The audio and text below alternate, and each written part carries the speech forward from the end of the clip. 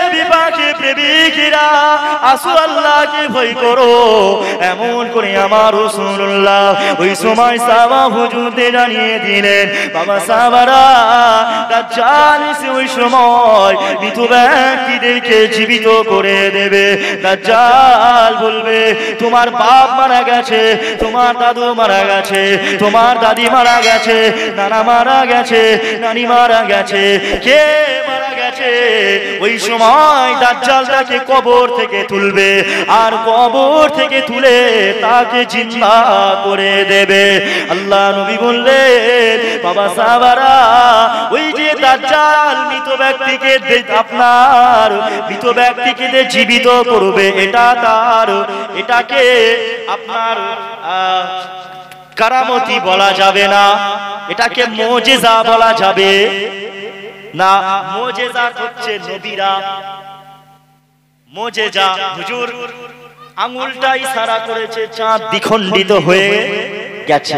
হুজুর চাঁদের দিকে ইশারা করেছে, চাঁদ আধখানা হয়ে গেছে।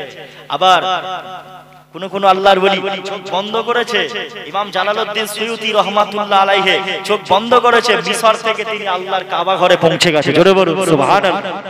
চোখ খুলে দেখছে আল্লাহর কাবার সামনে দাঁড়িয়ে, চোখ বন্ধ করে নিয়ত করেছে আল্লাহর কাবাটা একটু জিয়ারত করবে, তাওয়াফ করবে, চোখ বন্ধ করেছে, কাবায় পৌঁছে গেছে।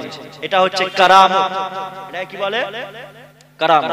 আবার এই যে দাজ্জাল তাহলে এই যে দেখাবে আপনার ওই যে মৃত ব্যক্তিকে জীবিত করে দেবে, তাহলে এটাকে কি বলতে হবে? ইস্তেদরাজ। কি বলবে? ইস্তেদরাজ। এটাকে কারামত মুজিজা বললে হবে না। বুঝতে পারছেন? এ জওয়ান তরুণীরা, এ নবী পাকের প্রেমিকেরা, এমন করে দাজ্জালের সময় মানুষের ঈমান উঠে নেবে। যারা দাজ্জালকে আপনার আল্লাহ বলে মানবে, যারা দাজ্জালকে খোদা বলে মেনে নেবে, ওই সময় দাজ্জালকে যারা খোদা বলে মানবে, আমার আল্লাহ পাক ওই মানুষগুলোকে আল্লাহ পাক জাহান্নামী করে দেবে। কিন্তু যারা মুমিন বান্দা হবে, যারা আল্লাহ পাকের বন্ধু হবে, যারা আল্লাহ পাকের প্রকৃত মুমিন বান্দা হবে, তারা দাজ্জালের কপালে কাফের বলে লেখাটা দেখতে পাবে। কাফের বলে লেখা, দাজ্জালের কপালে কাফের শব্দটা লেখা দেখতে পাবে।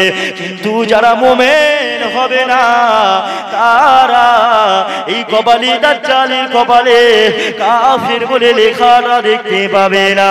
এ যুবকেরা, আপনারা তরুণেরা, এমন করে দাজ্জাল এক হাতে জান্নাত অপর হাতে জাহান্নাম নিয়ে নাচাবে।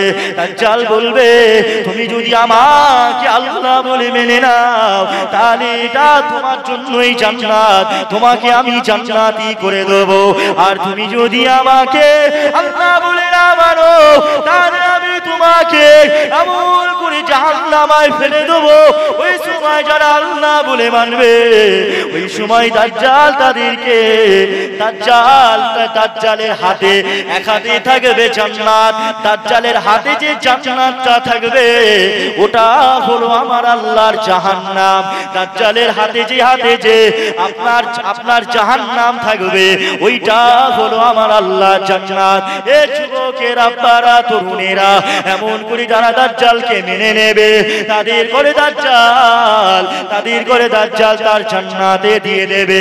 কিন্তু তারা প্রকৃতপক্ষে জাহান্নামী।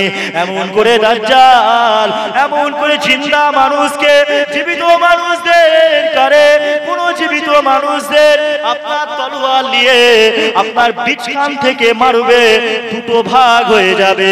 বীজখান থেকে মারার সাথে সাথে মানুষ দুটো ভাগে বিভক্ত হয়ে যাবে। এবার আপনারা বলেন, একটা মানুষের শরীর যদি দুখণ্ড হয়ে যায়, তাহলে ওই মানুষটা কি বেঁচে থাকবে?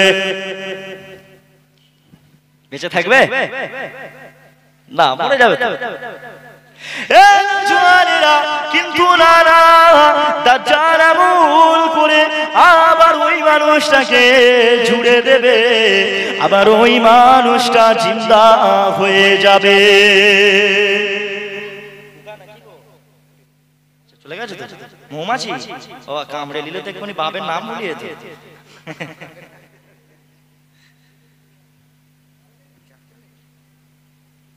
মধু যেখানে থাকে মৌমাছি সেখানে আসে। আমার গালে কি মধু আছে নাকি গো?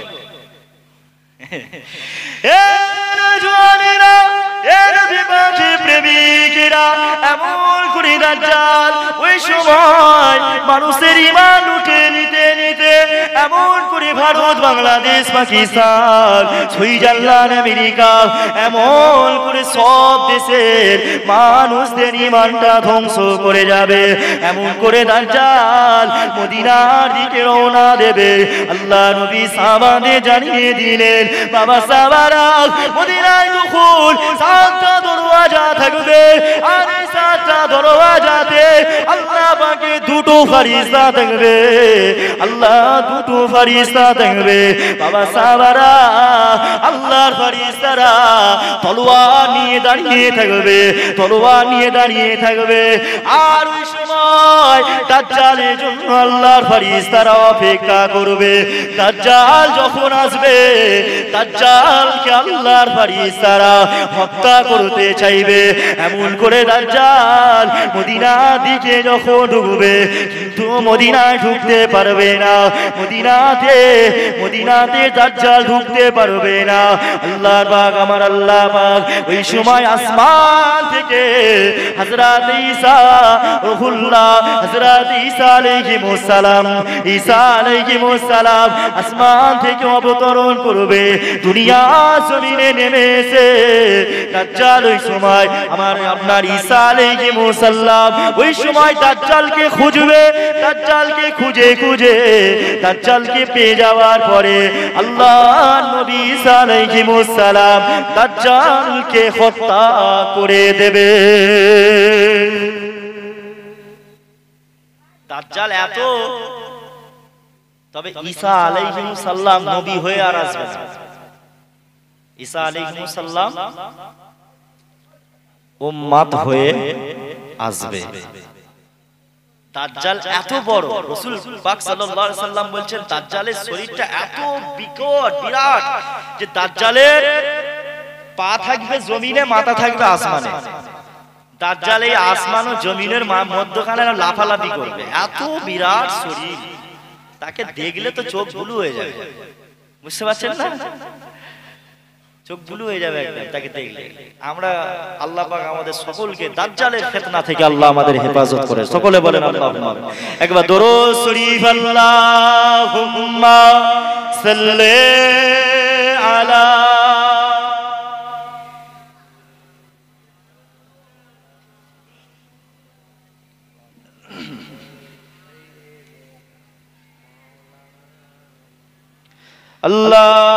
আল্লাহুম্মা সাল্লি আলা।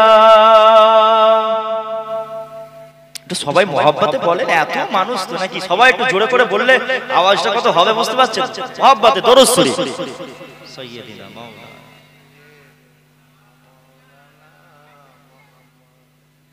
ওয়া আলা আলি।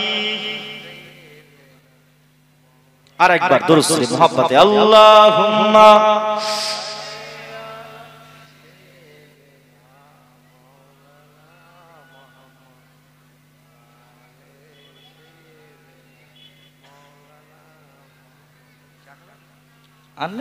আনলে ভালো হয়।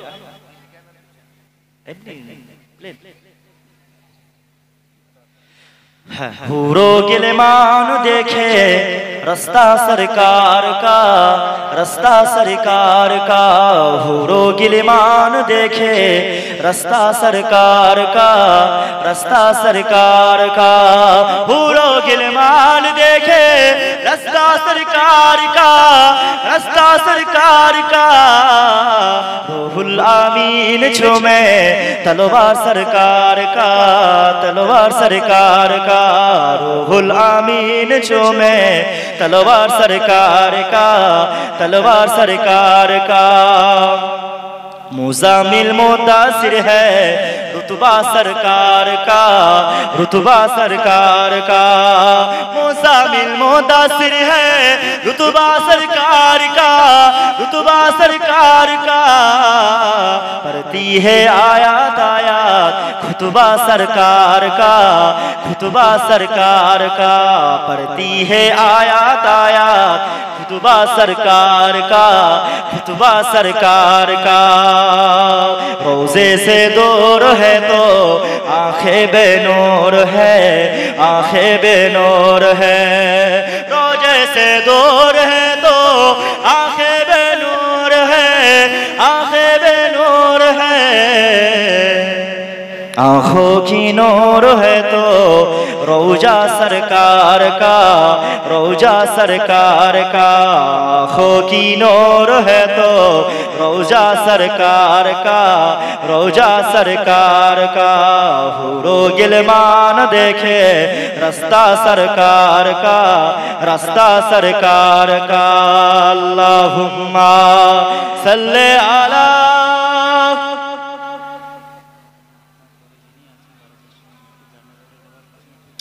আরিফুর রহমান হুজুর আছে তো? ঠিক আছে, ঠিক আছে। জানি তুমি আছো সেথায় যেথায় সিদ্দিক ওমর ঘুমায়, জানি তুমি আছো সেথায় যেথায় সিদ্দিক ওমর ঘুমায়। মোহাব্বত করি তাদের মতোই, মন চাইব চিরে তোমায় দেখায়। মোহাব্বত করি তাদের মতোই, মন চাইব চিরে তোমায় দেখায়।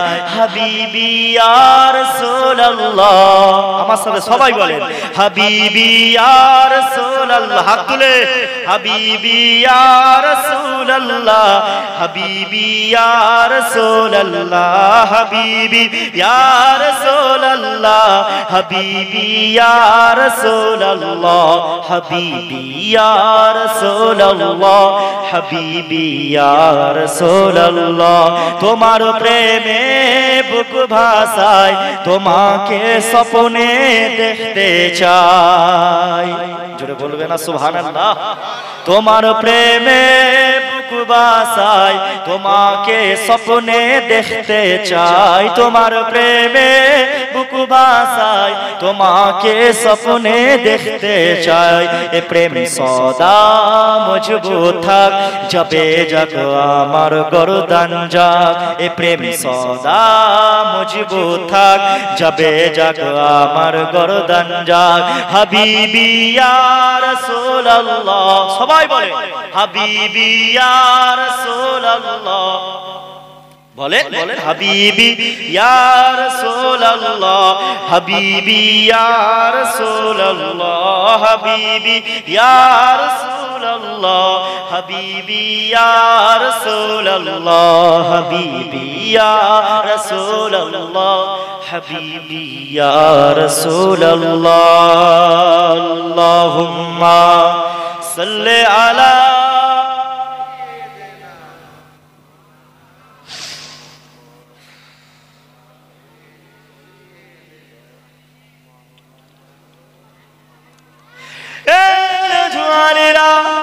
এমন করে সময় আল্লাহ নবী হযরত ঈসা আলাইহিস সালাম দুনিয়া জমিনে যখন উম্মত হয়ে আসবে, হযরত ঈসা আলাইহিস সালাম নবী পাক সাল্লাল্লাহু আলাইহি ওয়াসাল্লামের উম্মত হয়ে আসবে। তাই তো নবীরা আল্লাহর কাছে কেঁদেছিল, আল্লাহ আমাকে আখিরি নবীর উম্মত করে পাঠান। আল্লাহ পাক নবী হতে চাই না, আখিরি নবীর উম্মত করে পাঠান। আপনি আমি আখিরি নবীর উম্মত, আমাদেরকে নবীর আখিরি নবীর উম্মত হওয়ার জন্য কাঁদতে হয়নি, আমাদেরকে কাঁদতে হয়নি। আমরা ফিরি ফিরি আখিরি নবীর উম্মত হয়ে এসেছি। সর্বশ্রেষ্ঠ নবীর আপনার শ্রেষ্ঠ কি উম্মত, সর্বশ্রেষ্ঠ নবী সর্বশ্রেষ্ঠ উম্মত হয়ে আমরা এসেছি। কিন্তু আমরা দুনিয়ার জমিনে এসে কি করছি দেখেন।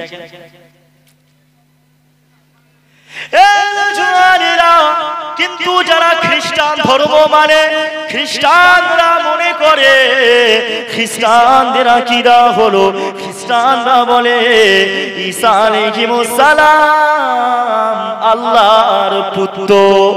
নাউজুবিল্লাহ বলবেন না, আল্লাহর পুত্র। আল্লাহ পাক জানিয়ে দিলেন, আমার হাবিব আপনি জানিয়ে দেন আমি আল্লাহ পাক আমার কোনো সন্তান নাই, কুল হুয়াল্লাহু আহাদ, আমি আল্লাহুল এক। হাবিব আমি আপনি জানিয়ে দেন, হাবিব আমি আল্লাহুল এক, আমি আল্লাহ ছাড়া কোনো মাবুদ নাই, আমি আল্লাহ ছাড়া কোনো প্রভু নাই, আমি আল্লাহ ছাড়া কোনো ইলাহু নাই। আমার হাবিব আমার রাসূল আপনি জানিয়ে দেন, কুল হুয়াল্লাহু আহাদ আল্লাহুস সামাদ, আমি আল্লাহ পাক আমার সাথে কারোর তুলনা চলবে না, আমি আল্লাহ কারোর মুখাপেক্ষী নয়, সবাই আমার মুখাপেক্ষী। আমাদের কোনো জিনিসের প্রয়োজন পড়লে আমরা আল্লাহ পাকের কাছে চাই, কিন্তু আল্লাহর কোনো জিনিসের প্রয়োজন পড়ে না। প্রেমিকেরা আল্লাহ পাক জানিয়ে দিলেন, লাম ইয়ালিদ, আমার হাবিব আপনি জানিয়ে দেন, আমার হাবিব আপনি বলে দেন, লাম ইয়ালিদ আমার কোনো সন্তান নাই, ওয়ালাম ইউলাদ এবং আমিও কারো সন্তান নয়, আমিও কারো সন্তান নয়, আমিও কারো ছেলে নয়, আমার কোনো সন্তান নাই, আমিও কারো সন্তান নয়। এ আমার হাবিব আপনি আরো জানিয়ে দেন, ওয়ালাম ইয়াকুল লাহু কুফুয়ান আহাদ, আমি আল্লাহ আমার সাথে আর কারো তুলনা চলবে না, সম্মানে মর্যাদায় তুলনা চলবে। কিন্তু খ্রিস্টানরা কি মনে করে বলবেন তো? আল্লাহর পুত্র খ্রিস্টানরা মনে করে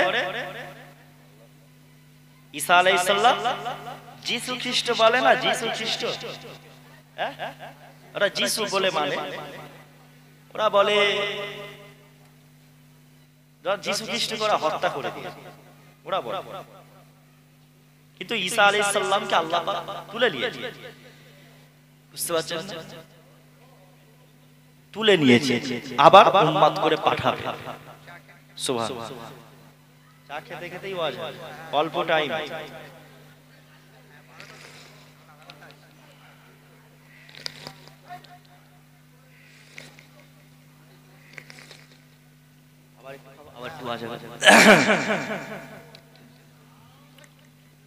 আপনাদের পাশেই ছিলাম আমি প্রথম সন্ধ্যাবেলায় 6টা থেকে 8টা, ওই কি জায়গার নাম ওটা, ভান্ডার চালচাই।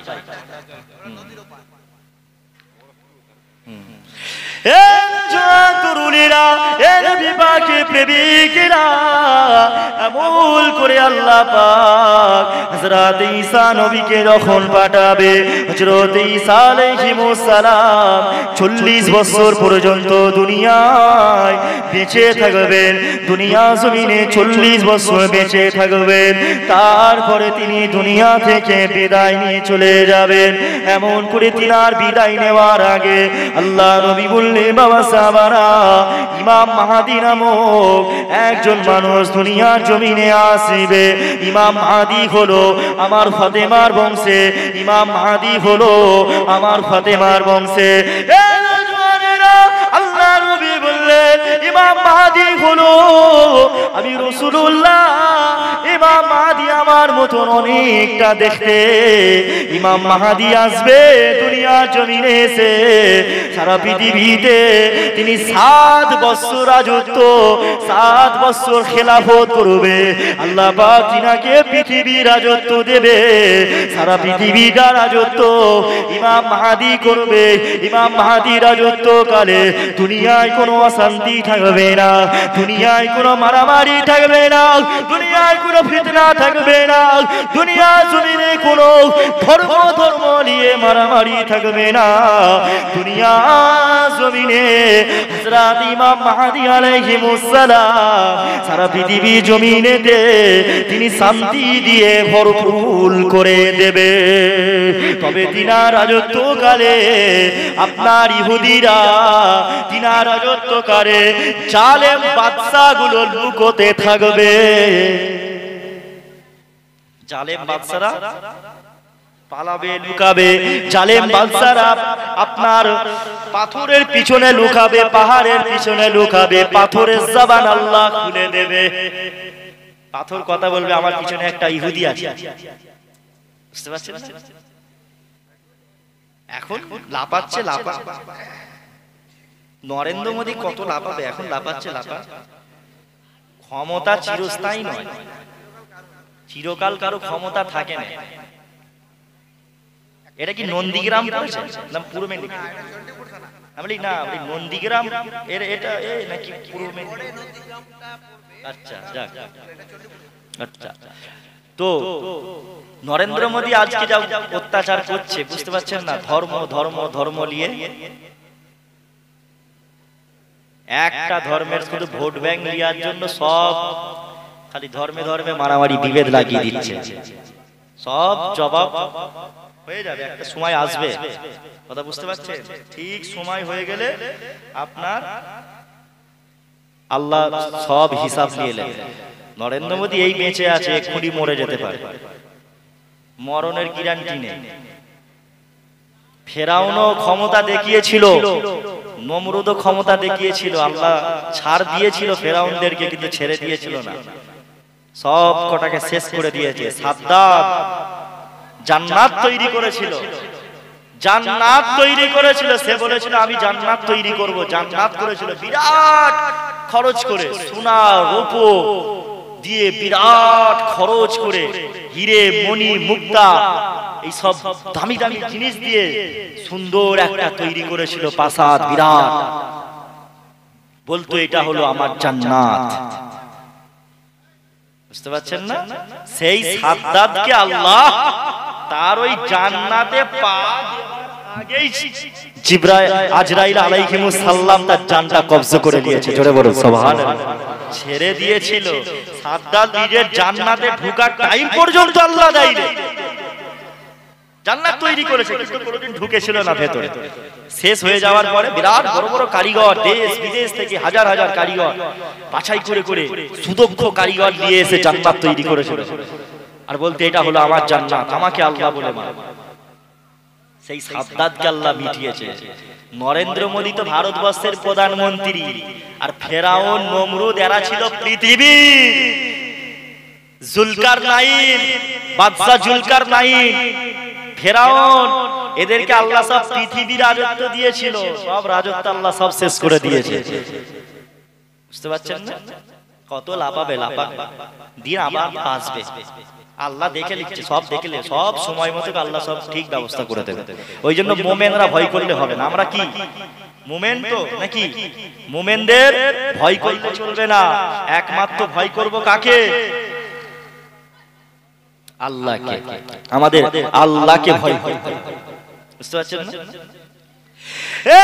জওয়ান তরুণেরা, নবী পাকের প্রেমিকেরা, এমন করে ইমাম মাহদী, হযরত ইমাম মাহদী যখন আসবে, আল্লাহ নবী সাহাবাদের জানিয়ে দিলেন, বাবা সাহাবারা, ইমাম মাহদী আসা পরে ইমাম মাহদীর হাতে যখন ইমাম মাহদী মদিনা শরীফ থেকে প্রকাশ পাবে, মদিনা শরীফ থেকে প্রকাশ পাবে, কিন্তু ইমাম মাহদী আসার আগে দুনিয়ায় মানুষ অনেক মানুষ নিজেকে ইমাম মাহদী দাবি করবে, তাদেরকে ইমাম মাহদী বলে মেনে নিলে হবে না।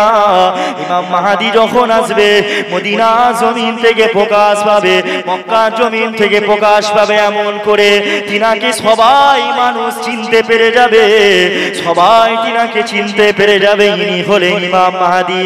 আল্লাহ নবী বললেন, বাবা সাহাবারা, ইমাম মাহদী যখন আসবে, তোমরা তখন ইমাম মাহদীর হাতে হাত রেখে বায়াত হয়ে যাও, বায়াত হয়ে যাও।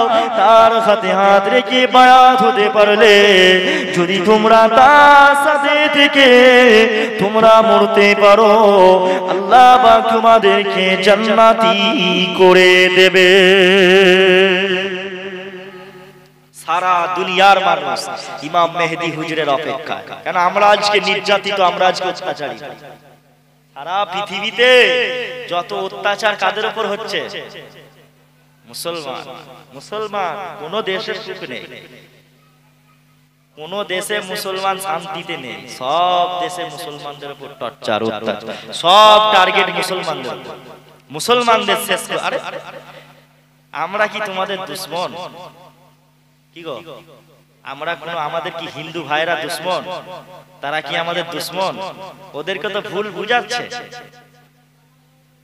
ওদেরকে ভুল বুঝাচ্ছে আমরা ওদের দুশ্মন না। আল্লাহ কোরআনে বলছে লাকুম দীনুকুম ওয়ালিয়া দিন, তুমি তোমার ধর্ম পালন করো, তুমি তোমার ধর্ম পালন করো, সে তার ধর্ম পালন করো। বুঝতে পারছেন না? আমি আমার ধর্ম পালন করি, তুমি তোমার ধর্ম পালন করো, যে যার ধর্ম যার যার, যে যার কাছে থাকে। আমরা কোনো হিন্দু ভাইকে কষ্ট দেব না, আমরা কোনো হিন্দু মন্দিরে গিয়ে তাদেরকে বলবো না যে মন্দিরে পুজো করছো কেন, মন্দিরে তাদের পুজো বন্ধ করব না, কোনো মূর্তিকে আমরা ভেঙে দেবো না, কোনো ঠাকুরকে আমরা ভেঙে দেবো না। কোনো হিন্দু ভাইয়েরও উচিত হবে না তারা আমাদের মসজিদে এসে নামাজে ব্যাঘাত সৃষ্টি করে, তারা আমাদের মসজিদটা ভেঙে দিই, এটাও তাদের উচিত হবে না। রবীন্দ্রনাথ ঠাকুর যখন ছিলেন তখন তিনি কবিতা, হিন্দু মুসলমানের একটা মিল মহাব্বতের কবিতা কত লিখে গেছেন, বুঝতে পারছেন না? আজ রবীন্দ্রনাথ ঠাকুর নেই, সব কবিতা সব উড়িয়ে দিচ্ছে, এরা উড়িয়ে দিয়ে এরা শুধু ক্ষমতাকে টিকিয়ে রাখার জন্য, নিজেদের অস্তিত্ব টিকিয়ে রাখার জন্য কোন একটা জাতিকে, কোন একটা ধর্মকে সবসময় উস্কানি দিয়ে দিয়ে দিয়ে দিয়ে তোমরা এক হও, আগুন জ্বালাচ্ছে। বুঝতে পারছেন? বললেই আমি খারাপ, কত গালাগালি করে জানেন? আরে আমি তোমাদের দুশ্মন নাই ভাই, আমার সাথে কত হিন্দু ভাইদের ভালো ফেন্সি বাজে, লেনদেন, কথাবার্তা, উঠা বসা সবকিছু। তারা তাদের ধর্ম পালন করছে, আমি আমার ধর্ম পালন করতে। বুঝতে পারছেন? আমরা সবাই মিলেমিশে থাকতে চাই, আমরা কেউ কাউকে কষ্ট দেব না। কিন্তু বর্তমান সময়ে যা পরিস্থিতি চলছে, কি বলবো, মানুষ কবে বুঝবে, মানুষ কবে বুঝবে? বলছে পশ্চিম বাংলায় হিন্দুরা নাকি অত্যাচারিত হচ্ছে, হিন্দুদের ওপর অত্যাচারিত হচ্ছে, যেই রাজ্যের মুখ্যমন্ত্রী হিন্দু,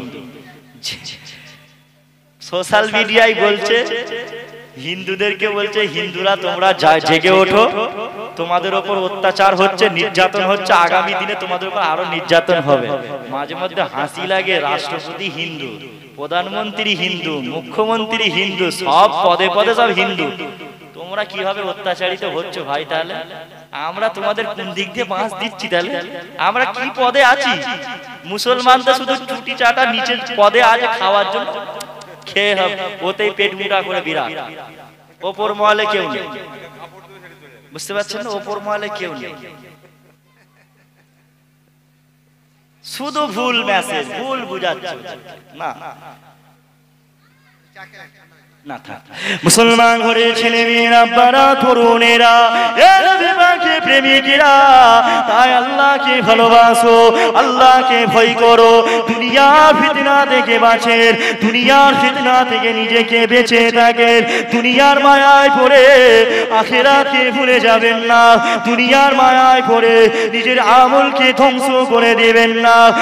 যুবকেরা, বাড়া তরুণেরা, আল্লাহ পাক জানিয়ে দিলেন কদ আফলাহাল মুমিনুন, কদ আফলাহাল মুমিনুন, নিশ্চয়ই মুমিনরা সফল কাম হয়েছে, নিশ্চয়ই মুমিনরা সফল কাম হয়েছে।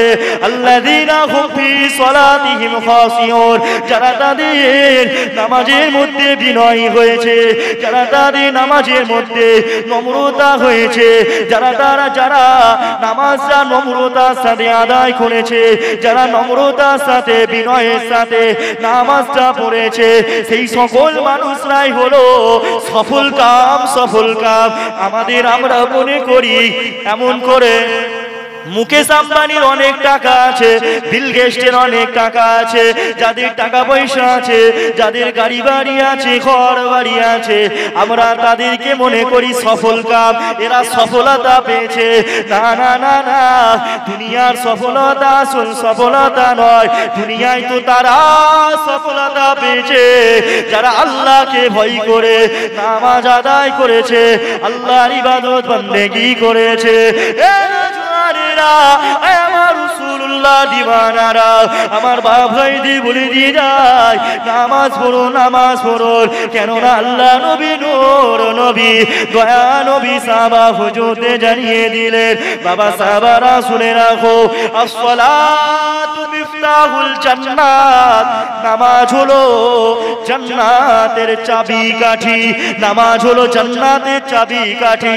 জান্নাতের মধ্যে ঢুকতে গেলে, জান্নাতের মধ্যে প্রবেশ করতে গেলে তোমার আগে নামাজ লাগবে, তোমার নামাজ লাগবে।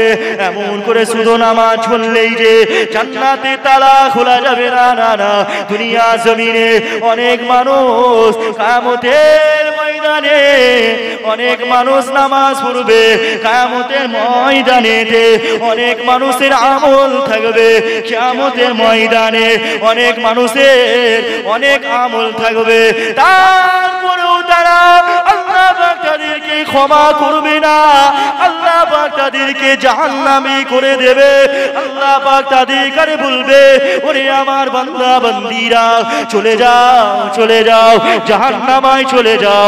এমন করে শুধু জান্নাত, জান্নাতটা আপনার নামাজে, নামাজ পড়লেই যে জান্নাত পাওয়া যায় না, না। আপনি যদি দুনিয়ার জান্নাত দেওয়ার মালিক হলেন আমার আল্লাহ, আল্লাহর দয়ায়, আল্লাহর রহমতে, আল্লাহর অনুগ্রহে কিয়ামতের ময়দানে আল্লাহ পাক জান্নাতি করবে। অনেক মানুষ নামাজ পড়বে, রোজা রুখে রেখেছে, দান খয়রাত অনেক কিছু করেছে, কিন্তু আল্লাহ পাক তাদের আমলগুলো কবুল করেনি। নামাজ পড়েছে, হারাম খেয়েছে, নামাজ পড়েছে, সুদ খেয়েছে, নামাজ পড়েছে, বন্ধন লোন নিয়েছে। নন্দপুরের বন্ধন লোন চলে,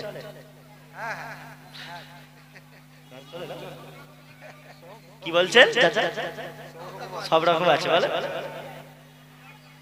বন্ধন লোনের টাকায়, হারামের পয়সায় খেয়ে এসে ঠকাস ঠকাস করে নামাজ পড়ছে। আল্লাহ বলে, ফেরেশতারা দাঁড়াও, মরবে যখন ঠ্যাং খুলে দেওয়া হবে। হারামের টাকায় নামাজ পড়া হচ্ছে, হারামের পয়সা খেয়ে, হারামের টাকায় খেয়ে আর নামাজ পড়ছে, এসে মসজিদে দোয়া করছে, আল্লাহ কবুল করবে? কিচ্ছু কবুল হবে না। হারাম খেলে আল্লাহ কবুল করবে। হালাল খান, একটা ওয়াক্তের নামাজ পড়ে, সলিড ভাবে পড়েন, আল্লাহ আপনাকে কবুল করে নেবে। ওই একটা ওয়াক্তের নামাজের বিনিময়ে আল্লাহ পাক হয়তো আপনাকে কিয়ামতের ময়দানে নাজাত দিয়ে দেবে। জোরে বলুন সুবহানাল্লাহ। কিয়ামতের ময়দানে আমল লেতো, এইসব বহুত আমল, আমল যে করলেই হবে, আমল করতে হবে, অবশ্যই করতে হবে, আমল করার প্রয়োজন। কিন্তু আমলের দ্বারাই যে জান্নাত পেয়ে যাবে তাও না, আল্লাহর অনুগ্রহ, দয়ায় কেবলমাত্র জান্নাত পাবে। বুঝতে পারছেন না? তরুণেরা, প্রেমিকেরা, এমন করে আমার রাসূলুল্লাহ সাহাবা হুজুরদের জানিয়ে দিলেন, বাবা সাহাবারা, আমি রাসূলুল্লাহ আমার উম্মত উম্মতিদের করে আমি নবী এত ভালোবাসি। আমি রাসূলুল্লাহ আমার উম্মত উম্মতিদের ছাড়া আল্লাহ পাকে দয়া জান্নাতে যাব না। আমার নবী পাক বললেন, এ বাবা সাহাবারা, আর আমি রাসূলুল্লাহ জানিয়ে দিলাম, আমি নবী পাক আমার একটা উম্মত জাহান্নামায় থাকবে, আমি নবী পাক কখনো পর্যন্ত জান্নাতে যাব না। আমার সমস্ত উম্মত উম্মতিদের করে নিয়ে আমি নবী পাক আল্লাহ দয়া জান্নাতে যাব। কাউকে রেখে যাব না, সবাইকে নিয়ে যাব, সবাইকে নিয়ে। শুধু সবাই জান্নাতে যেতে গেলে লাগবে আপনার ঈমান। কি লাগবে? ঈমান ছাড়া আর খাবে না। ঈমান ছাড়া আপনি জান্নাতে যেতে পারবেন না। ঈমানটা অবশ্যই প্রয়োজন, দরকার। ঈমান ছাড়া কেউ জান্নাত পাবে না। বুঝতে পারছেন? বাপ ভাইরা, হারাম ছেড়ে দেন, হালাল পথে আসেন, হালাল ইনকাম করে, বন্ধন লোন, গ্রুপ লোন ছেড়ে দেন। বুঝতে পারছেন? নামাজ পড়ুন, নামাজ পড়ুন। নামাজের হিসাব আল্লাহ কিয়ামতের ময়দানে সর্বপ্রথম নেবে। তরুণীরা, এ নবী পাকের প্রেমিকেরা, আল্লাহ নবী নবী দয়া নবী, তাই সাহাবা হুজুরকে জানিয়ে দিলে, বাবা সাহাবারা, আল্লাহকে তোমরা ভালোবাসো আর তোমরা জান্নাত পাওয়ার কামনা করো, জান্নাত পাওয়ার আশা রাখো, জান্নাতি হওয়ার আশা রাখো, জাহান্নামকে বেশি বেশি করে ভয় করো। এ যুবক, আজকে আমরা জাহান্নামকে ভয় করি না, আজকে আমরা সবাই বলি আমি আল্লাহকে ভালোবাসি, আমি আল্লাহকে ভয় করি, আমি নবী মুহাম্মদ রাসূল সাল্লাল্লাহু আলাইহি ওয়াসাল্লাম হুজুরকে আমি ভালোবাসি। কিন্তু আমরা প্রকৃতপক্ষে এখনো ভালোবাসতে পারছি না। প্রকৃত ভালোবেসেছিল কারা? দেখো দেখো, আল্লাহ নবী সাহাবা হযরত খালিদ বিন ওয়ালিদ রাদিয়াল্লাহু তাআলা আনহু আমার রাসূলুল্লাহকে কতটা মুহাব্বত করেছিল। হযরত খালিদ বিন ওয়ালিদ রাদিয়াল্লাহু তাআলা আনহু তিনি যখন যুদ্ধের ময়দানে যেতেন, হযরত খালিদ বিন ওয়ালিদ যুদ্ধের ময়দানে যাওয়ার পরে তিনি সব সময় মাথায় টুপি দিয়ে যুদ্ধ করতেন।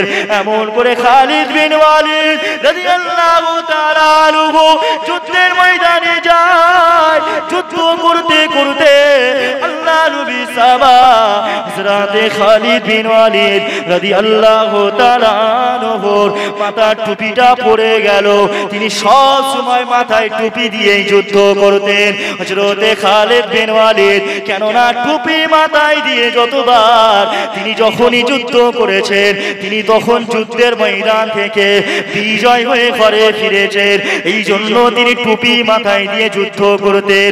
আল্লাহ নবী সাহাবা হযরত খালিদ বিন ওয়ালিদ রাদিয়াল্লাহু তাআলা আনহুর টুপিটা যুদ্ধের ময়দানে পড়ে যায়। আল্লাহ নবী সাহাবা খালিদ বিন ওয়ালিদ রাদিয়াল্লাহু তাআলা আনহু যুদ্ধের ময়দানে টুপিটা খুঁজতে লাগলেন। এমন করে টুপিটা খুঁজতে লাগলেন, ওই সময় যুদ্ধের ময়দানের সৈনিকরা বলতে লাগলো, এ খালিদ বিন ওয়ালিদ টুপিটা পরে খুঁজবে, টুপিটা পরে খুঁজবে, আগে যুদ্ধটা করো, টুপিটা পরে খুঁজবে।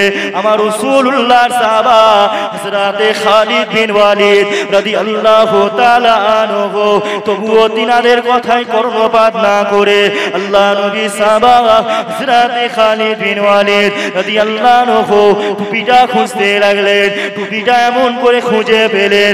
ওই সময় টুপিটা খুঁজে পাওয়ার পরে আল্লাহ নবী সাহাবা টুপিটা আবার মাথায় পরে নিয়ে তিনি যুদ্ধের ময়দানের সৈনিকদের বলতে লাগলেন, যুদ্ধের ময়দানের সৈনিকদের বলতে লাগলেন, আমি কেন টুপি মাথায় দিয়ে যুদ্ধ করি শোনো, কেননা আমার টুপির ভিতরে একটা চুল মুবারক, আল্লাহ নবীর চুল, আমার রাসূলুল্লাহর একটা চুল আমি খালিদ আমার টুপির মধ্যে সেলাই করে দিয়েছে। এই তো আমার এই টুপিটা যখনই আমি পরে যুদ্ধের ময়দানে যুদ্ধ করতে যাই, আমি খালিদ বিন ওয়ালিদ যুদ্ধের ময়দানে যখন এই টুপিটা পরে যুদ্ধ করি, এই টুপিটার ভেতরে যে আমার রাসূলুল্লাহর একটা চুল মুবারক আছে, এই চুলের বরকতে, এই চুলের বরকতে, আমার নবী পাকের চুলের বরকতে আমি খালিদ বিন ওয়ালিদ কোনদিন যুদ্ধের ময়দানে আমি হেরে ঘরে যাই না। একটা চুলের বরকত এতটাই ছিল যে খালিদ বিন ওয়ালিদ রাদিয়াল্লাহু আনহু কোন যুদ্ধে হারেনি। কার চুল? হুজুর পাক সাল্লাল্লাহু আলাইহি সাল্লামের চুল মুবারক। তাই জন্যই বলে আল্লাহ, ওই জন্য বলেছে ওয়ামা আরসালনাকা ইল্লা রাহমাতাল লিল আলামিন, আমি আল্লাহ আমার হাবিবকে দুনিয়ার জন্য, ইহ জগৎ ও পরজগতের জন্য সব আমি আল্লাহ হাবিবুল্লাহকে আপনার রহমত স্বরূপ প্রেরণ করেছি। জোরে বলুন সুবহানাল্লাহ। কেমন রহমত আমার নবী পাক সাল্লাল্লাহু আলাইহি সাল্লাম, কেমন রাহমাতাল লিল আলামিন, যে নবী একবার আপনার তেতো পানিতে, নুনতা পানিতে থুতু ফেলার সাথে সাথে সেই নুনতা পানিটা মিষ্টিতে হয়ে গেল পরিণত। জোরে বলুন সুবহানাল্লাহ। বুঝতে পারছেন না? যেই নবী আম মুবারক ছিল মনি মুক্তার মতন, জোরে বলুন সুবহানাল্লাহ, মনি মুক্তার মতন। আল্লাহ নবী সাহাবারা এমন করে সাহাবা হুজুরেরা আমার রাসূলুল্লাহকে, আল্লাহ নবীকে কতটা মহব্বত করতো দেখো। এ জওয়ানেরা, আমার রাসূলুল্লাহ দিওয়ানারা, আল্লাহ নবী সাহাবা হুজুরেরা এমন করে আমার রাসূলুল্লাহকে কতটা প্রেম করতো। আল্লাহ নবী যখন থুতু মোবারক ফেলতেন, আমার নবী পাক সাল্লাল্লাহু আলাইহি সাল্লাম যখন থুতু মোবারক ফেলতেন, সাহাবা হুজুরেরা আমার নবী পাকে থুতু মোবারকটা সাহাবারা নিজেদের মুখেতে, নিজেদের চেহারা মুখেতে, নিজেদের চেহারা মোবারকে মেখে নিত। কেননা আমার নবী পাকের থুতুটা ছিল মিসকে আম্বারের থেকে ও খুশবুদার।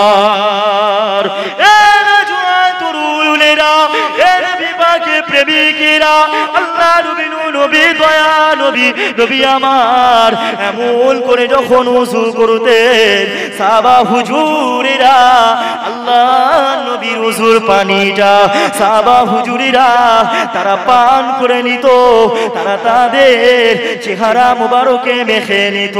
এই ছিল নবী পাকের সাহাবাদের মহব্বত। নবী পাকের সাহাবারা নিজেদের জীবন চলে যায়, চলে যাবে, তবুও মুস্তাফা হুজুরকে তারা কখনো ছাড়তো না।